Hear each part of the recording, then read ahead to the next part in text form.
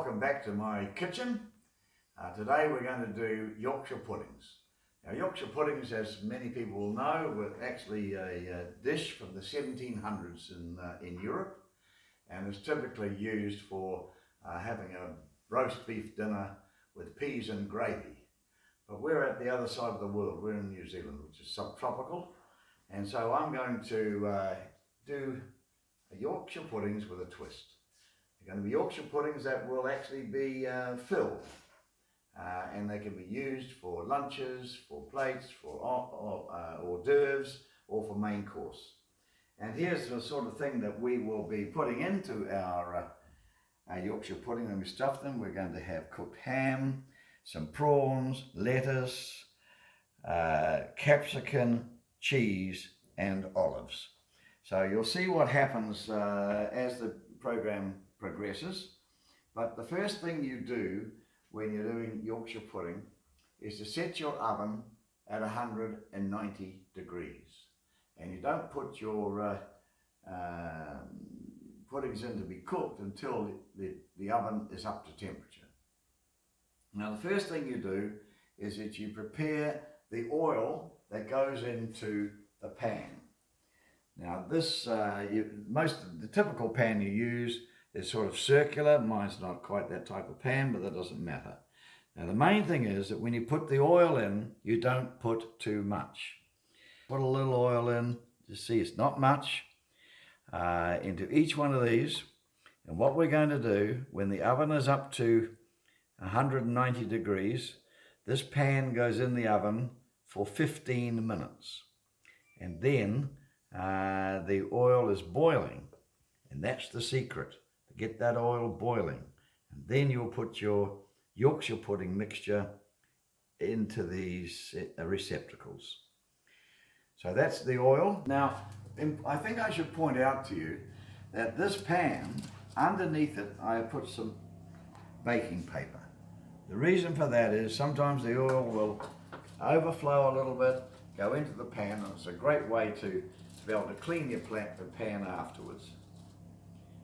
Now the first thing we do while that oven is actually warming up is to make our mixture. We have 225 grams of bread flour. It's ordinary flour.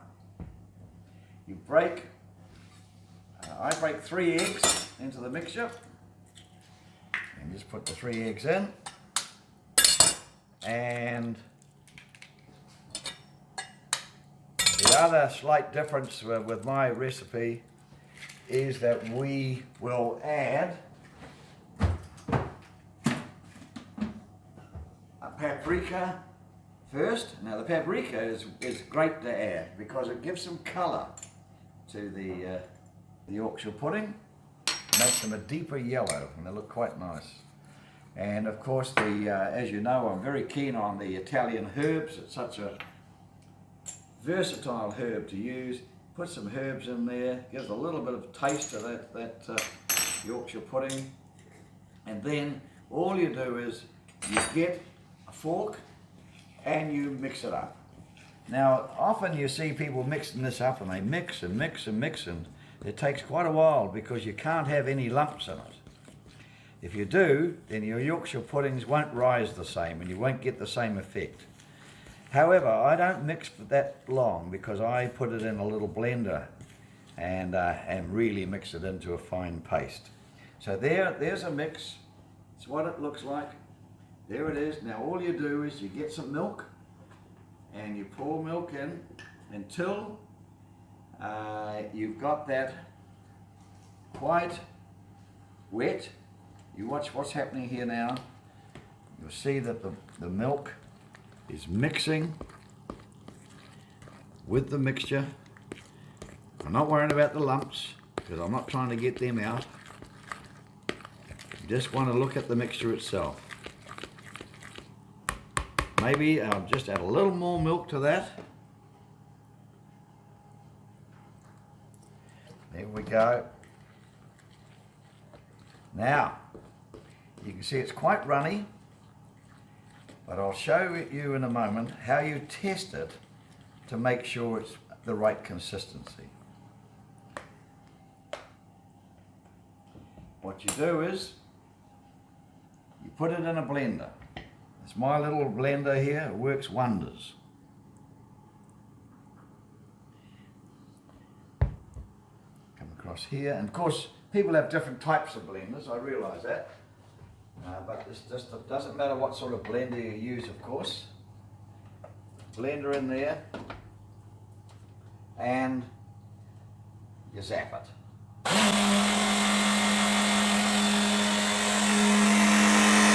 Now this is taking the lumps out of it. Right.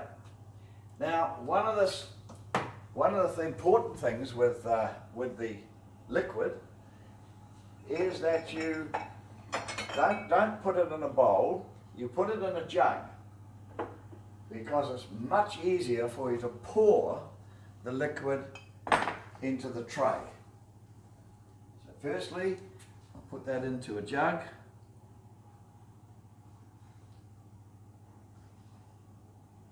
You don't have to get it all out because you're going to put some more in. More in.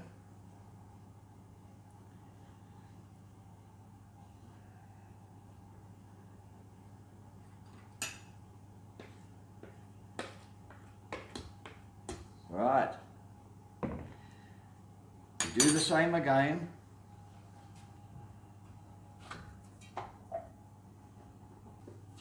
Now that saves you a lot of mixing. Now,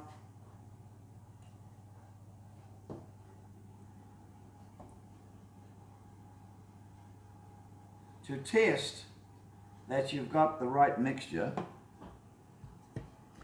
you put a spoon in.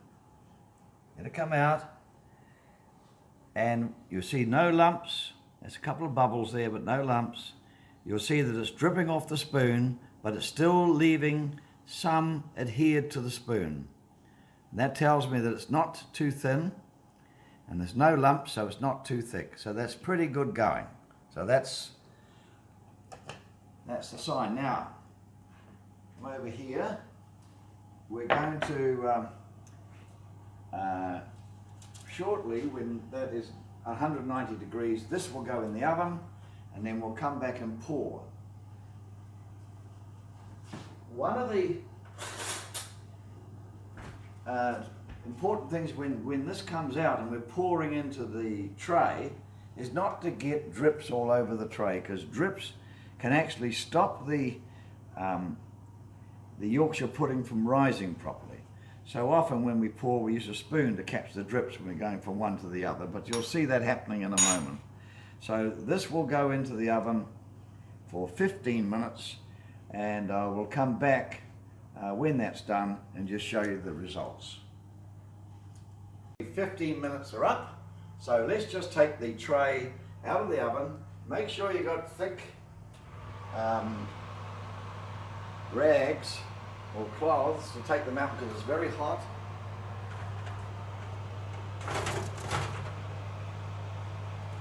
And when you're taking trays out of the oven, you're best to go on each end of it to lift the tray, even if there's a roast there or anything. Don't lift the tray from here, always lift the tray from each side. It's much easier on your muscles.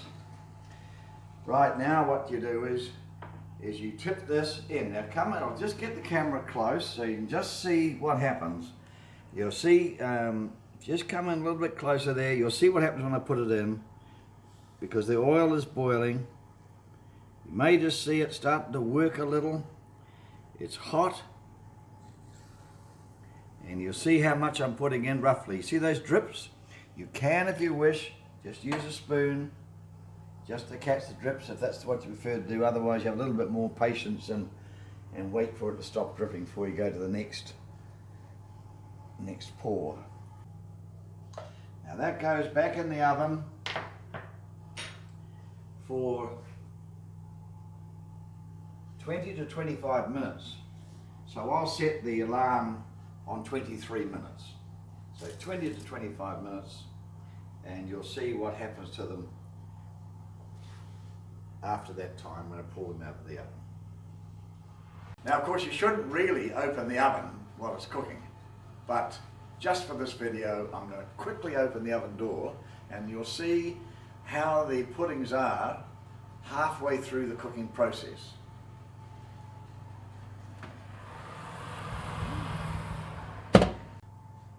Okay, so now 23 minutes is up, so it could be 20 to 25 minutes, and let's just see what they look like. Oh, there you go. You wouldn't get much better than that. Wonderful. And they're hard on the outside and soft on the inside. I'm going to put them over here. Before I touch them, what I'm going to do is change the oven around on grill. Now, as you know, we're going to do filled Yorkshire puddings, and I've got all the ingredients that I'm going to use to fill them. So I'll just show you something. If you try to cut the Yorkshire pudding to open them, sometimes the knife will just sort of collapse them. What's the easiest way to open a Yorkshire pudding, in my view anyway, is just a pair of scissors and snip. Look how easy that is. No problem, and you snip. Now that's opened the Yorkshire pudding. Now there we are, that's how they look grilled. They look absolutely delicious. And I'll just put some tomato sauce on the cheese, and there you have a nice hot Yorkshire pudding full of cheese, capsicum and prawn. So that's another way that you can actually stuff the Yorkshire puddings. They don't have to be cold. Now what I'm going to do is go ahead and stuff these. So then you can put some cheese in like this. Doesn't matter, you can just throw cheese in them. And the kids, I've got tasty cheese here, but some of the children may prefer, if it's for their lunch, to have just a lighter cheese than tasty cheese. So it's a way of using food that you may think you don't have enough of to do anything with, but in actual fact it can make a most delightful lunch for people. And the children may not, some of them may not like olives, so you don't put an olive in. But it's so easy. And it's so convenient for people too. So when you've done it like that, what I do is I then get my pepper. I'll just go over it with pepper like that. Remember, it's already got the Italian herbs in there as well. And there it is, it's starting to take shape. And if you were going to a party, and in New Zealand, I don't know about the other part of the world, they often say bring a plate. And I know that some people, overseas people, arrived at our parties and when they bring a plate, and that's what they do, they bring a plate. In New Zealand, what we mean is bring a plate with some food on it. So if you're asked to bring a plate, what a lovely plate to take to a party or function, and it's so different. So there we have it, stuffed Yorkshire pudding, which can be used in the traditional way, but gives a lot of flexibility for you, easy to make. And actually it's very rewarding when you see them rise in the oven to this wonderful shape. And it's just a delight really. The secret is to get that oil boiling first. Otherwise you just won't get the result. And so bon appetit, and I hope you enjoy them.